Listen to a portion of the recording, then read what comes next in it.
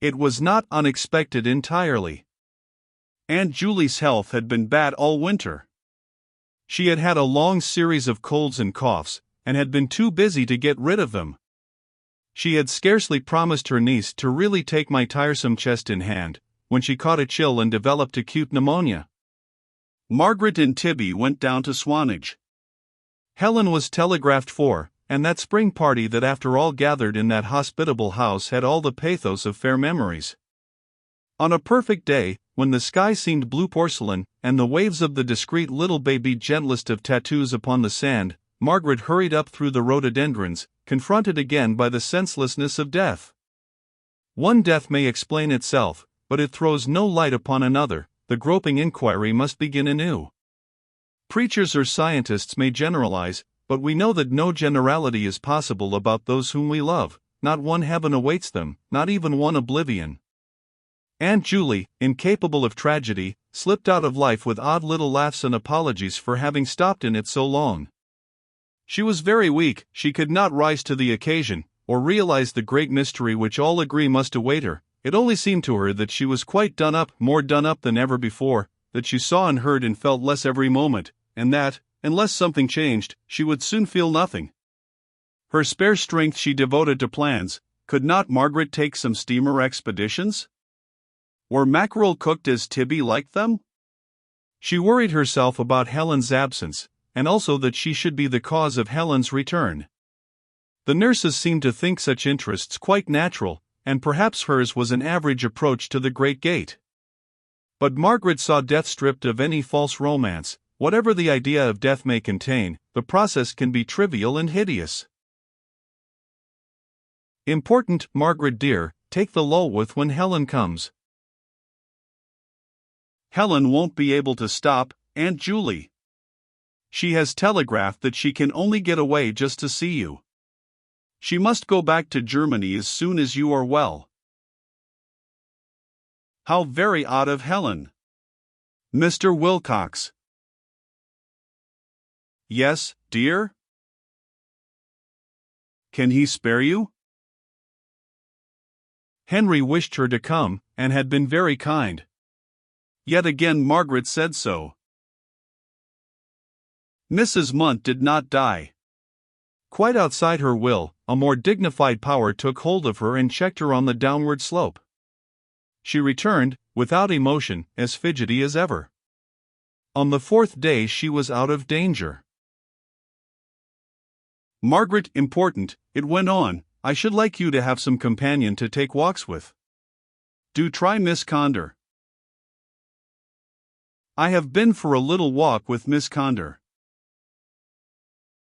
But she is not really interesting. If only you had Helen.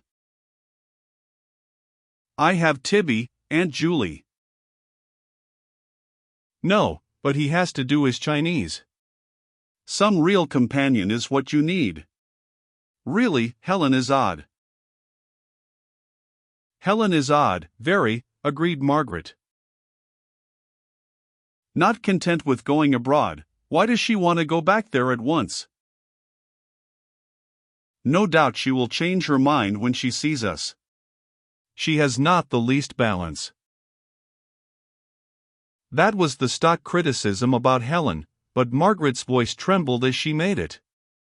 By now she was deeply pained at her sister's behavior. It may be unbalanced to fly out of England, but to stay away 8 months argues that the heart is awry as well as the head. A sickbed could recall Helen, but she was deaf to more human calls. After a glimpse at her aunt, she would retire into her nebulous life behind some poste restante. She scarcely existed, her letters had become dull and infrequent, she had no wants and no curiosity. And it was all put down to poor Henry's account. Henry, long pardoned by his wife, was still too infamous to be greeted by his sister-in-law. It was morbid, and, to her alarm, Margaret fancied that she could trace the growth of morbidity back in Helen's life for nearly 4 years.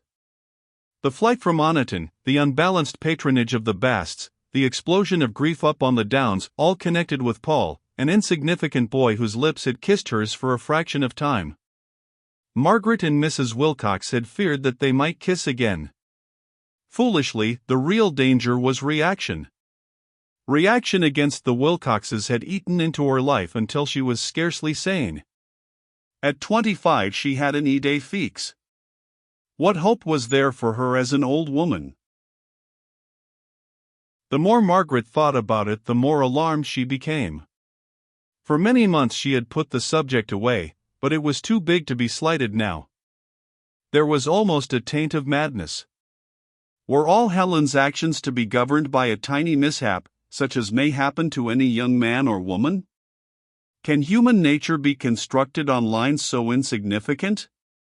The blundering little encounter at Howard's End was vital. It propagated itself where graver intercourse lay barren. It was stronger than sisterly intimacy, stronger than reason or books. In one of her moods Helen had confessed that she still enjoyed it in a certain sense. Paul had faded, but the magic of his caress endured. And where there is enjoyment of the past there may also be reaction, propagation at both ends. Well, it is odd and sad that our minds should be such seedbeds, and we without power to choose the seed. But man is an odd, sad creature as yet, intent on pilfering the earth, and heedless of the growths within himself. He cannot be bored about psychology. He leaves it to the specialist, which is as if he should leave his dinner to be eaten by a steam engine. He cannot be bothered to digest his own soul. Margaret and Helen have been more patient, and it is suggested that Margaret has succeeded so far as success is yet possible. She does understand herself, she has some rudimentary control over her own growth. Whether Helen has succeeded one cannot say. The day that Mrs. Munt rallied Helen's letter arrived. She had posted it at Munich, and would be in London herself on the morrow. It was a disquieting letter, though the opening was affectionate and sane. Dearest Meg, give Helen's love to Aunt Julie. Tell her that I love, and have loved her ever since I can remember. I shall be in London Thursday. My address will be care of the bankers. I have not yet settled on a hotel, so write or wire to me there and give me detailed news. If Aunt Julie is much better, or if, for a terrible reason, it would be no good my coming down to Swanage, you must not think it odd if I do not come. I have all sorts of plans in my head. I am living abroad at present, and want to get back as quickly as possible. Will you please tell me where our furniture is? I should like to take out 1 or 2 books, the rest are for you. Forgive me, dearest Meg. This must read like rather a tiresome letter, but all letters are from your loving Helen. It was a tiresome letter, for it tempted Margaret to tell a lie. If she wrote that Aunt Julie was still in danger, her sister would come. Unhealthiness is contagious. We cannot be in contact with those who are in a morbid state without ourselves deteriorating. To act for the best might do Helen good, but would do herself harm, and, at the risk of disaster, she kept her colors flying a little longer. She replied that their aunt was much better, and awaited developments. Tibby approved of her reply. Mellowing rapidly, he was a pleasanter companion than before. Oxford had done much for him. He had lost his peevishness, and could hide his indifference to people and his interest in food. But he had not grown more human. The years between 18 and 22, so magical for most, were leading him gently from boyhood to middle age. He had never known young manliness, that quality which warms the heart till death, and gives Mr. Wilcox an imperishable charm. He was frigid, through no fault of his own, and without cruelty. He thought Helen wrong and Margaret right, but the family trouble was for him what a scene behind footlights is for most people. He had only one suggestion to make, and that was characteristic. Why don't you tell Mr. Wilcox about Helen? Perhaps he has come across that sort of thing. He would do all he could, but... Oh, you know best. But he is practical. It was the student's belief in experts. Margaret demurred for 1 or 2 reasons. Presently Helen's answer came. She sent a telegram requesting the address of the furniture, as she would now return at once. Margaret replied, "Certainly not, meet me at the banker's at 4." She and Tibby went up to London. Helen was not at the banker's, and they were refused her address. Helen had passed into chaos. Margaret put her arm round her brother. He was all that she had left, and never had he seemed more unsubstantial. "Tibby, love, what next?" He replied, "It is extraordinary. Dear, your judgment's often clearer than mine. Have you any notion what's at the back?" "None, unless it's something mental." "Oh, that," said Margaret. "Quite impossible." But the suggestion had been uttered, and in a few minutes she took it up herself. Nothing else explained. And London agreed with Tibby. The mask fell off the city, and she saw it for what it really is, a caricature of infinity. The familiar barriers, the streets along which she moved, the houses between which she had made her little journeys for so many years, became negligible suddenly. Helen seemed one with grimy trees and the traffic and the slowly flowing slabs of mud. She had accomplished a hideous act of renunciation and returned to the one. Margaret's own faith held firm. She knew the human soul will be merged, if it be merged at all, with the stars and the sea. Yet she felt that her sister had been going amiss for many years. It was symbolic that catastrophe should come now, on a London afternoon, while rain fell slowly. Henry was the only hope. Henry was definite. He might know of some paths in the chaos that were hidden from them, and she determined to take Tibby's advice and lay the whole matter in his hands. They must call at his office. He could not well make it worse. She went for a few moments into St. Paul's, whose dome stands out of the welter so bravely, as if preaching the gospel of form. But within, St. Paul's is as its surroundings, echoes and whispers, inaudible songs, invisible mosaics, wet footmarks, crossing and recrossing the floor. Si monumentum requiris circumspice, it points us back to London. There was no hope of Helen here. Henry was unsatisfactory at first. That she had expected. He was overjoyed to see her back from Swanage, and slow to admit the growth of a new trouble. When they told him of their search, he only chaffed Tibby and the Schlegels generally, and declared that it was just like Helen to lead her relatives a dance. "That is what we all say," replied Margaret. "But why should it be just like Helen? Why should she be allowed to be so queer, and to grow queerer?" "Don't ask me. I'm a plain man of business. I live and let live. My advice to you both is, don't worry. Margaret, you've got black marks again under your eyes. You know that's strictly forbidden. First your aunt, then your sister. No, we aren't going to have it. Are we, Theobald?" He rang the bell. "I'll give you some tea, and then you go straight to Ducie Street.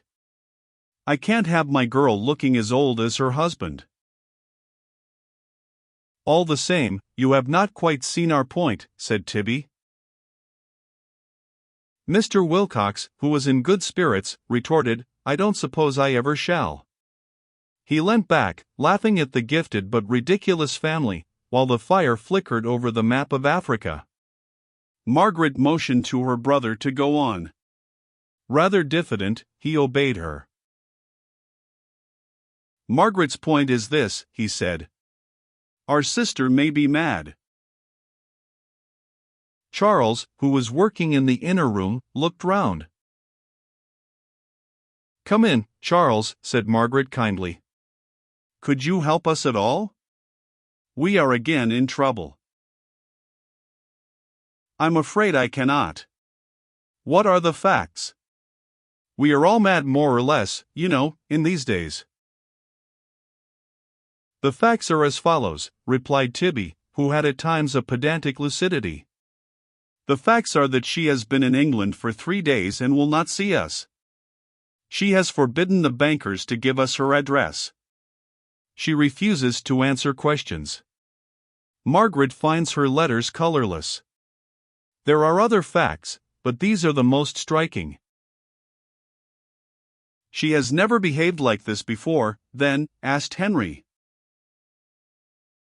Of course not, said his wife, with a frown. Well, my dear, how am I to know? A senseless spasm of annoyance came over her. You know quite well that Helen never sins against affection, she said. You must have noticed that much in her, surely. Oh yes, she and I have always hit it off together. No, Henry, can't you see, I don't mean that. She recovered herself, but not before Charles had observed her. Stupid and attentive, he was watching the scene. I was meaning that when she was eccentric in the past, one could trace it back to the heart in the long run. She behaved oddly because she cared for someone, or wanted to help them. There's no possible excuse for her now. She is grieving us deeply, and that is why I am sure that she is not well. Mad is too terrible a word, but she is not well. I shall never believe it. I shouldn't discuss my sister with you if I thought she was well, trouble you about her, I mean. Henry began to grow serious. Ill health was to him something perfectly definite. Generally well himself, he could not realize that we sink to it by slow gradations. The sick had no rights, they were outside the pale, one could lie to them remorselessly. When his first wife was seized, he had promised to take her down into Hertfordshire, but meanwhile arranged with a nursing home instead. Helen, too, was ill. And the plan that he sketched out for her capture, clever and well-meaning as it was, drew its ethics from the wolf pack. You want to get hold of her, he said. That's the problem, isn't it? She has got to see a doctor. For all I know, she has seen one already. Yes, don't interrupt. He rose to his feet and thought intently. The genial, tentative host disappeared, and they saw instead the man who had carved money out of Greece and Africa, and bought forests from the natives for a few bottles of gin. I've got it, he said at last. It's perfectly easy. Leave it to me. We'll send her down to Howard's End. How will you do that? After her books. Tell her that she must unpack them herself. Then you can meet her there. But, Henry, that's just what she won't let me do. It's part of her, whatever it is, never to see me. Of course you won't tell her you're going. When she is there, looking at the cases, you'll just stroll in. If nothing is wrong with her, so much the better. But there'll be the motor round the corner, and we can run her to a specialist in no time. Margaret shook her head. It's quite impossible. Why? It doesn't seem impossible to me, said Tibby. It is surely a very tippy plan. It is impossible, because she looked at her husband sadly. It's not the particular language that Helen and I talk, if you see my meaning. It would do splendidly for other people, whom I don't blame. But Helen doesn't talk, said Tibby. That's our whole difficulty. She won't talk your particular language, and on that account you think she's ill. No, Henry, it's sweet of you, but I couldn't. I see, he said, you have scruples. I suppose so. And sooner than go against them you would have your sister suffer. You could have got her down to Swanage by a word, but you had scruples. And scruples are all very well. I am as scrupulous as any man alive, I hope, but when it is a case like this, when there is a question of madness, I deny it's madness. You said just now. It's madness when I say it, but not when you say it. Henry shrugged his shoulders. Margaret, he groaned. No education can teach a woman logic. Now, my dear, my time is valuable. Do you want me to help you or not? Not in that way. Answer my question. Plain question, plain answer. Do. Charles surprised them by interrupting.